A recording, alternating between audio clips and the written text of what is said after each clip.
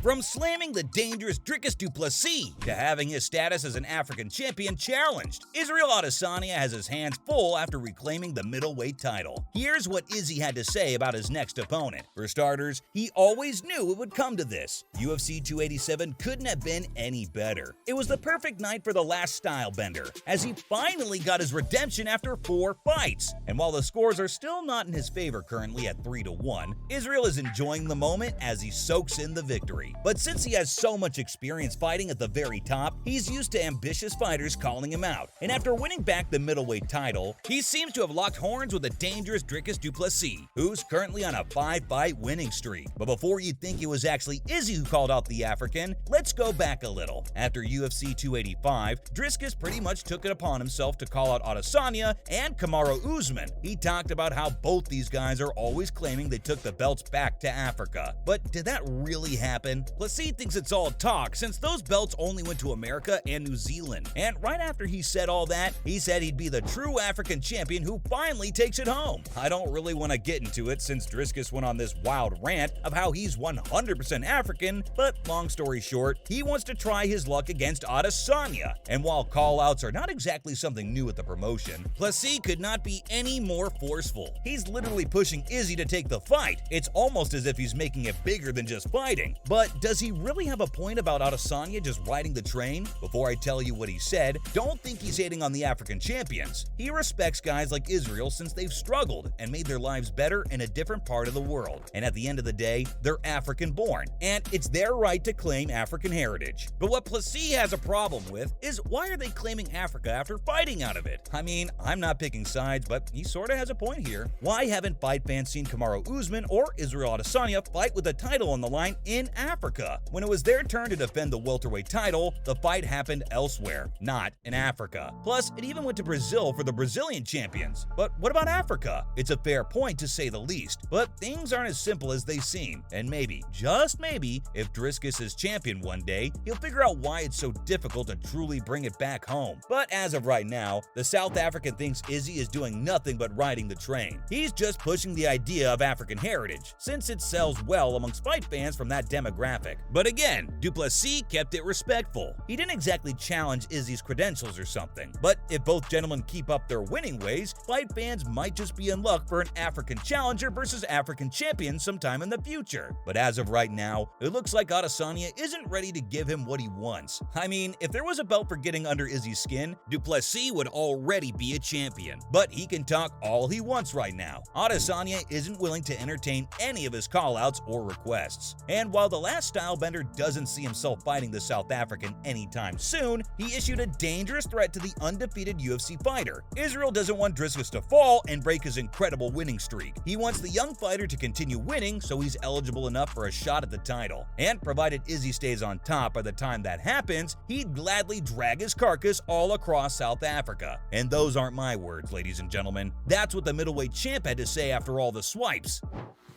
I want to whoop that. I want to whoop so bad. I want to whoop it, but I want to do it in South Africa or Nigeria. And but he's got to do work. He's got to do something. Show me something.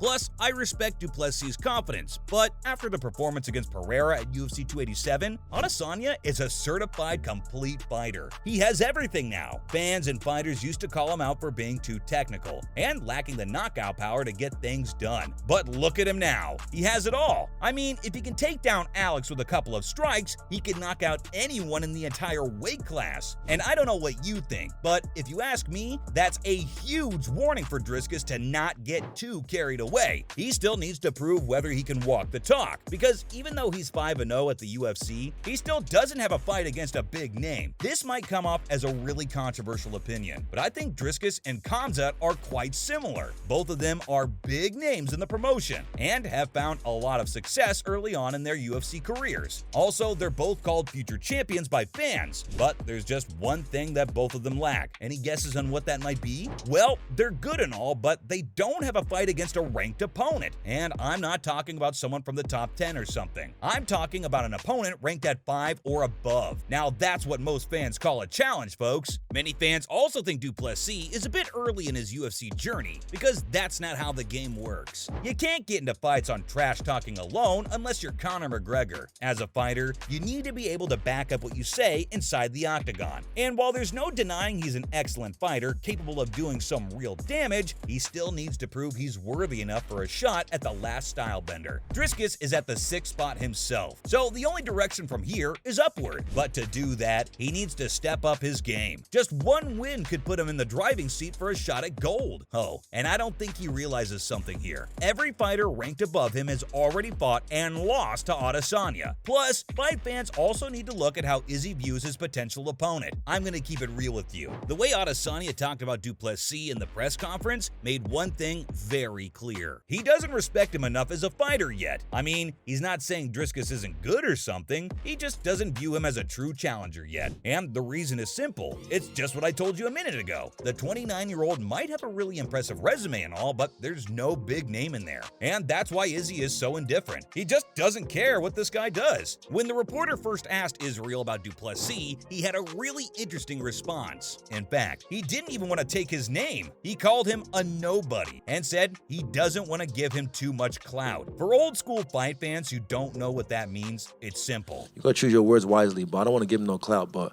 if he does work, and I pray to God he keeps winning.